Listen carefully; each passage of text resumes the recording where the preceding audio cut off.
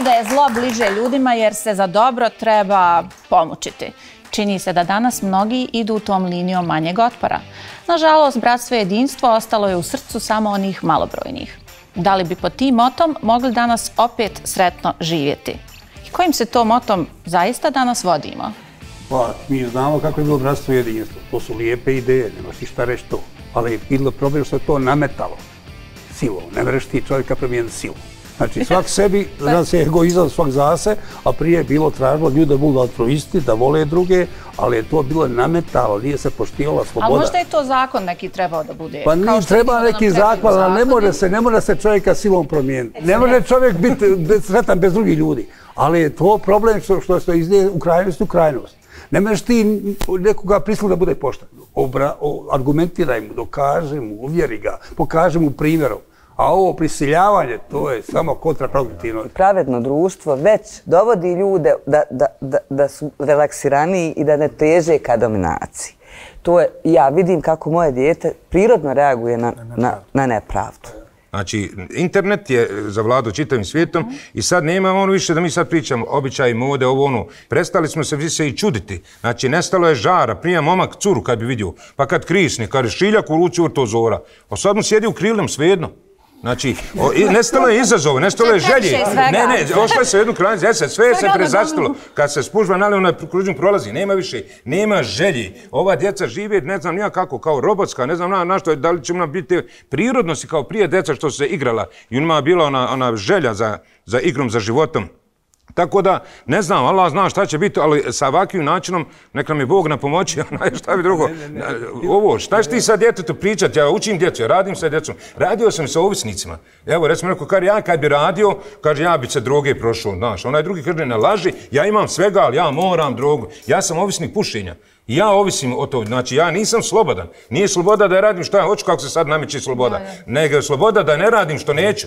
To je sloboda, ali ja ne merem reći cigarama, neću pušiti. Ovaj ne mere reći droge, ovaj ne mere alkohol, ovaj ženama, ovaj krađi. Znači, svi smo mi robovi svojih strasti, robovi interneta, obsesija, to je ludnica. Znaš, eto, ne znam sad kako se sna sve Svi moramo na jednu detoksikaciju, jedno mjesec dana, 3 mjeseca. Slažemo se, moja generacija odgajana u poslušnosti. Mi smo imali samo dužnosti, nismo imali nikakvih prava. To je istina, to i moji roditelji uvijek kažu. Ali sad je obratno. Oni sad imaju samo djeci ispunjenje želja. Šta god zamisli, ispunimo. I ovi kapitalisti uvijek nove želje lansiraju, nove filmove, nove želje da bi ljude zarobili. Zarada i malo. Sad je skoro, evo, dijete dovelo ocu policajca. Ne da se, znači, ni da se nimi za njega ne galamiš. Sad ti nešto djetetu reći, odmah ti ga odvedeš ih. Znači, ne znaš šta sa djetetom. Znači, ovo je tako fleksibilno da moramo baš ono biti, ne znam nijom koliko sposobni, stručni, da na najljepši način sada ono da dijete nešto, ako zavoli, zavoli. Ja ne znam šta bi sad, evo, da ja sad imam malo djecu, ja ne znam, kad mi doktori nauka kažu, ne znam šta da radim. Ali da li izazovno, zaista odgaješ djecu. Da, samo, ali kako ta globalizacija koja je neminovna, kako to ne utiče na nas? Kako nas nije zbližila? Meni je to sad pitanje koje ja postavljam sebi i vama. Kako ta globalizacija koja nas vodi na to da živimo potpuno svi jednako? Sva djeca žive jednako, a opet ovdje kod nas postoji ta stanovita mržnja. I kako nas to nije negdje, kako nismo bar iz toga izvukli, imamo s jedne strane taj opšti trend svjetski, a mi imamo stalnu ovu našu problematiku koja nas stalno udaljuje jedno od drugih. Dakle, pitam. Kao turistički vodič, znači nudim bogatstvo Bosne. Ti si sa svima dobra. Jest, ja sam sa svima dobra.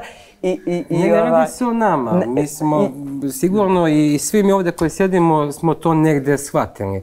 Ali smo svjedoci toga da... Da, ali dalje rezultat nije dobar. Da rezultat nije dobar. Nije, znaš, kod nas, Danilo, moral nije osobni, nisi ga ti izabrao iz dubine svog bića. Ja znam iste ljude, mogu i imenom i prezimenom.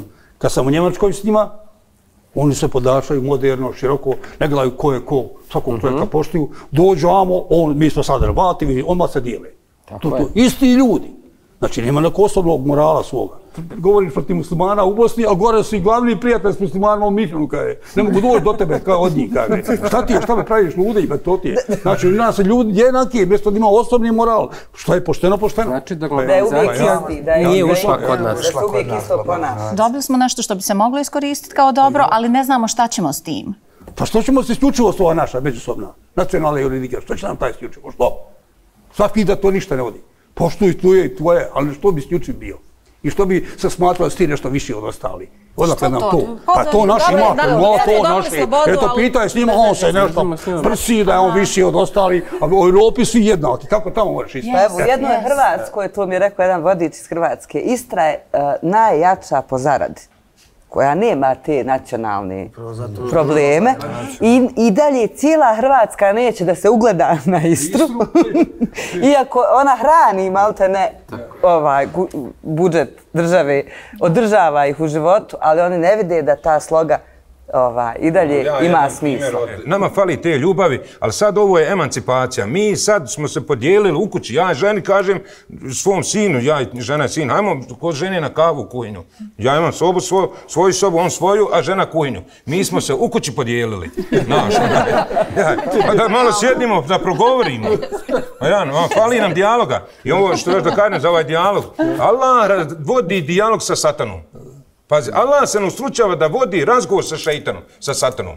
Musao se kaže, Mojšu, idi faraonu i govori mu blage riječi. Kao najvećem silniku, kao lejina, lijepe riječi. Jer ipak lijepa riječ je sila, snaga. I to je, ali ako je iz duše, jer osjeti se, ako mi na tebe sad učimo, vidi koji smo mi. Mi ćemo tebe spetljati samo svojim mislima, još kad progovorimo. Znaš, misli su sila. Dok kvantna fizika sad objašnjava. Znači, nama treba da se malo pročistimo, pa da prvo fino mislimo, a onda bi iz toga došle fine riječi. Da vidimo šta vi građani kažete na to. Vrlo moguće da je današnji društveni moto vezan za podjelu, mržnju, segregaciju i slično. Ne može gori. I dok je bilo zdravstvo jedinstvo, onda je bilo super ovako. A sada podjele, niko nigde, niko niski, Bože sačuva. Ja sam to dobro iskusio, bolje nego iko. Znam, dok je bilo, sjeo sam sa kolegom, sa kolegicom, nije se pitao nikoga, ja sam musliman, ja sam Srbin, ja sam Hrvat, bili smo ljudi, što se kaže, nemoj biti ljepši. A sada, Bože sačuva. Danas društveni moto treba da bude da poštujemo različitost. Svakome zavidi, svakome podmeće, u glavi radi. Danas je društveni moto Bože sačuvaj. To da vam kažem iskreno. Ko više slaže, taj je bolji. Ko više ukrade, veći biznismen. Drugo, ono što je Goethe još davno primijetio da kaže, uvijek je teže doći do istine. Istina je negdje dubini, kaže, mi primijetimo ne zablude, jer zablude smo po površini. Rekao, upravo to za današnje vrijeme, evo, vidimo u ovom cijelom razgovoru, teško primjećujemo pozitivne strane, evo, današnjeg načina života. Globalizacija ima i svoje vrlo pozitivne strane. Naprimjer, evo, oni automobili u vrijeme komunizma što smo morali 100% poreza i carine plaćati, sada to možeš vrlo jeftino dakle nabaviti. Ili evo da imamo japansku hranu, indijsku hranu, začine sa svih strana svijeta, ljekovito bilje, što je meni jako važno, recimo, i za vlastito zdravlje, da mogu uzimati onu travu sanda, dakle i onu sa Himalaja, dakle i ostalo. Vidimo, dakle, puno je toga, ali kažem, u našoj ljudskoj naravi je da prvo primijetimo ono što ne valja, treba vremena dok se dođe do onih, rekao bih, pozitivnih strana, dakle, cijele ove situacije. Pa tako kažem, ima i u Bibliji ona jedna tema, malo što se zove, isto povezana sa Pesahom, trčanje za egipatskim loncima. Mojsije, kaže, poveo narod, kaže, prema slobodi. Onda su oni pustinju, ipak malo vruće, naši suho, pa jednolična hrana. Onda su oni počeli kukati, ovo je nam super bilo u Egiptu, kaže, bilo prase, bilo ovoga, bilo onoga, uživali. Dakle, i to se, inače, taj sindrom se zove trčanje za egipatskim loncima i to se vrlo često dešava kod promjene ovakvog, rekli bismo, jednog kompletnog sustava, jer kod nas se 90. godina, dakle, nije samo dogodio rat, dakle, nije se, dakle, promijenilo samo državno uređenje, nego promijenilo se i gospodarsko uređenje i kulturno uređenje, sve se izmijenilo.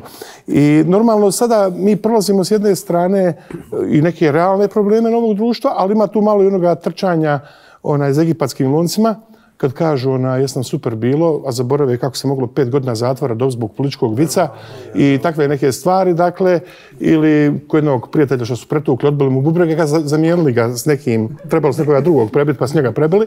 Tako, ljudi zaboravljaju to. Sve je bilo divno, sve je bilo krasno. Sve je divno, sve je krasno. Zato kažem, siguran sam da evo, današnji način života ima puno dakle i dobrih strana i stvari, samo treba ih primijetiti dok malo... Dobro su primijetio. Insan hoće, ko jedan kad je rekao, hajde sve imaš u jednoj prostoriji, sve je bilo bijelo i bila jedna crna tačka. Ti onda on zamijeni svog učitelja. Kad je rekao, šta si vidio? Kad je eno crna tačka, kad ne mereš biti. Kad je ti od volke bjeline sam si onu tačku vidio. Kad je ti tako kod ljudi sam gledaš imalo šta kakva mana. I idemo Njemačku, posjećujemo sve crkve, sve džamije, sve kulturno znamenite ustanove posjećujemo. I divimo se sve. I divimo se. Ali ovdje ne posjećujemo jedni druge. Mi moramo biti opće obrazovani, što znači da poznam šta je islam i da poznam praksu i obred, i šta je pravoslavlje, šta je židovstvo, šta je kršćanstvo, šta je svim verzijama i šta su ateizam, šta je da poštuješ to. Znači kod nas, mi smo treba uvesti to od vrtića pa dalje. Da te naučiš da imaš opću naobrazbu ko su oni s kojima živimo. Ko su muslimani, ko su oni, ko su... Evo, ja znam da meni u sinagogu dolaze profesori sa učenicima svih sarajevskih škola. I mi smo ti bili, cijela emisija, internci. Vrlo često dolaze sa zahtjevima da dođu, da iz prve ruke čuju šta to njihovi sugrađani Jevreji vjeruju, u šta vjeruju, kako žive. Dakle, sve više i više i češće se to i dešava i to je, mislim, onaj pravi put. Tako smo mi odrasli. Individualno smo genijalci, kreativni i inventivni, ali kolektivno smo nula. Nemamo više sistema. Kad bi imali sistem, bili bismo sigurno jaki. Se slažete? Jake institucije, znači demokratske institucije, to je sistem. Tako je. I ne moramo se slagati u svemu i ne moramo misliti isto, ali moramo voljeti isto. Hvala svima za provedeno vrijeme skupa, hvala našim večerašnjim gostima i svima vama u publici. To bi bilo sve za danas, današnju emisiju i naš serijal The Tinka Show za ovu sezonu. Nađite vremena da uživate u svemu što ste danas naučili. Volimo vas do sljedećeg susreta. Ćao!